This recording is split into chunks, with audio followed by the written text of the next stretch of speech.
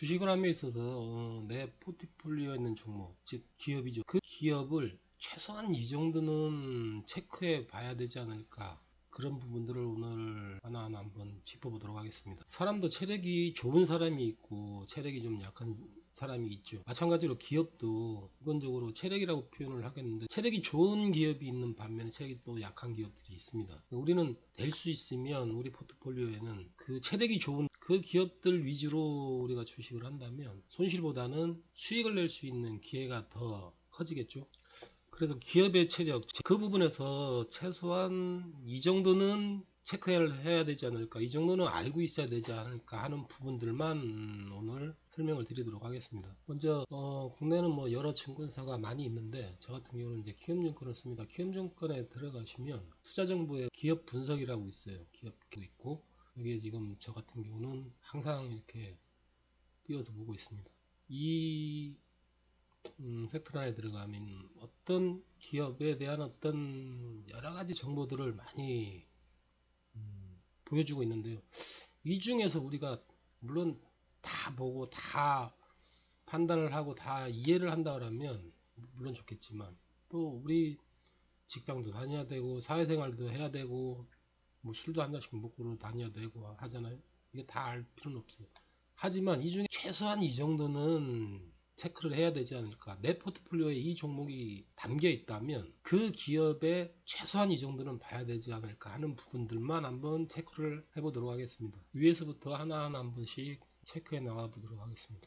먼저 이 기업이 속해 있는 콜스탁, 그리고 콜스탁 150에도 속해 있죠. 크게 중요하지는 않습니다. 근데 요것만 딱 보면 벌써 먼저 이 기업의 어떤 실적이 어느 정도 수준에 있는가 거의 한 8, 90%는 나와요. 물론 이 수치는 확정적인 것이고 이 수치는 예상되어지는 실적 대비입니다. 즉 변동은 있어요. 바뀔 수도 있다는 얘기죠. 왜냐하면 예상되어지는 실적 대비이기 때문에. 하지만 어쨌든 이걸만 봐서도 벌써 이 기업의 어떤 실적이 어느 수준인가 8, 90% 나옵니다. 유동주식수, 총발행주식수의 참고사항으로 보시고 쭉 내려오면서 어떤 사람들이 이 기업에 투자를 하고 있는가 보시고, 또 기업에 대한 어떤 사업에 대한 걸 대충 요약을 해놓은 글들이 있습니다.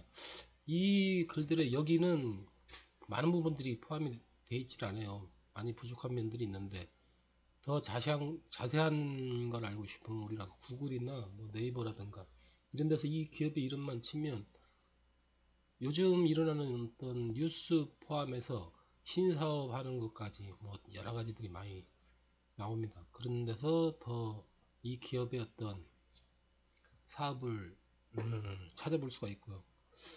그리고 이제 기본적으로 어떤 실적들을 내고 있고 하는 부분이 이 부분에 이제 많이 담겨 있는데, 최소한 그래도 우리가 이 기업이 어떤 매출액이 얼마고 영업이익을 얼마큼 내고 있고, 또 거기에 따라서 당기순이익, 특히 이 지배주주 순이익이 얼마큼 나와 있는지 최소 이 정도는 알고 있어야 돼요. 이 하얀색 부분은 이미 이제 그 확정된 실적이고요. 그리고 이 푸른색 부분은 예상되어진 실적을 포함하고 있습니다. 물론 이 푸른색 부분의 수치는 시간이 지나면서 조금씩 바뀔 수 있습니다. 그건 애널리스트라든가 이런 리포트 혹은 그 기업이 어떤 공시를 했을 때 그때마다 변동사항은 있습니다.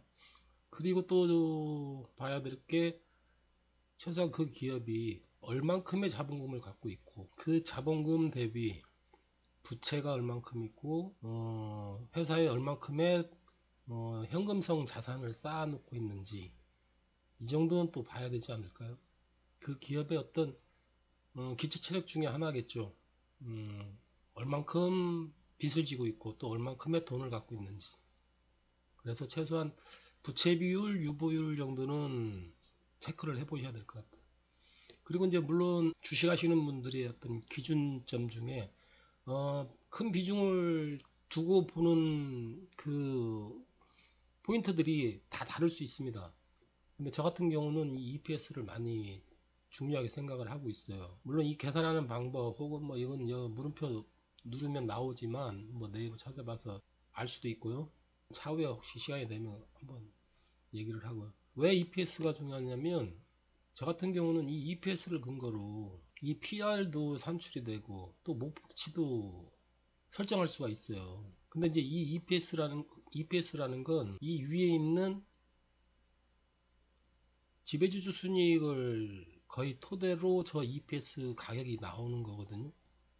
결국은 이 기업이 어떤 매출을 올리고 영업이익을 얼마큼 올리고 그 지배주주 순이익 그 수치에 의해서 저 EPS가 산출이 되는데 저 EPS를 갖고 얼만큼의 시장에서 이 기업이 프리미엄을 받는가 그게 이제 이 PER로 나타나는 거거든요. 즉 이 평균적인 PER로 봤을 때 이 기업이 최소 이 정도의 그 가격까지는 가야지 않을까 하는 것들이 바로 목표 값을 산출할 수 있는 그 기준점이 되는 게 이 EPS와 PER로 볼 수가 있다는 거죠. 물론 제 개인적으로 제가 한 15년 이상 주식을 하면서 비중을 두고 보는 부분이 저 부분이고요. 그리고 재무제표상에 가보면 또 이 투자 활동으로 인한 현금 흐름이라는 게 있어요. 보통 보면 흑자면 검정색으로 표시가 되죠. 그리고 저 적자라고 하면 빨간색 앞에 마이너스가 붙죠. 근데 다른 부분들은 다 이 검정색이 좋겠죠. 수익을 내야 되니까 돈이 들어와야 되니까 기업으로 그죠. 근데 이 부분만큼은 많이 나가면 나갈수록 좋아요. 물론 뭐 너무 과다하면 좀 잘못됐겠죠. 왜냐하면 투자 활동으로 인한 현금 흐름이라는 게 거의 대부분이 직원들의 어떤 월급이라든가 상여금이라든가 뭐 이런 쪽에 쓰여지는 돈들을 얘기를 하는 거예요. 그러면 매출액도 느는데 이 투자 활동으로 인한 현금 흐름의 어떤 이 금액이 늘어난다는 건 200명을 쓰던 직원을 250명을 쓸 수도 있고 자꾸 직원 수를 늘린다는 거죠. 직원 수를 늘린다는 게 뭐죠?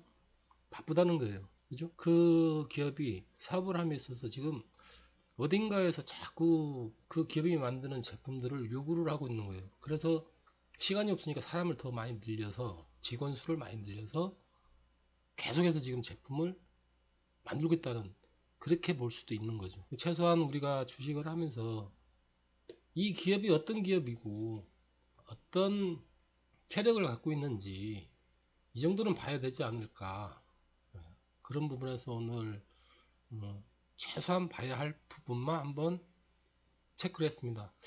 다음에 시간을 내서 이제 실적이 좋아지는 기업들 찾는 방법, 또 뭐 우리가 실적이 좋은 기업을 찾았으면 또 기술적 분석을 해서 어느 위치에서 진입을 해야 될까 하는 부분들도 한번 다음 시간에 한번 다뤄보도록 하겠습니다.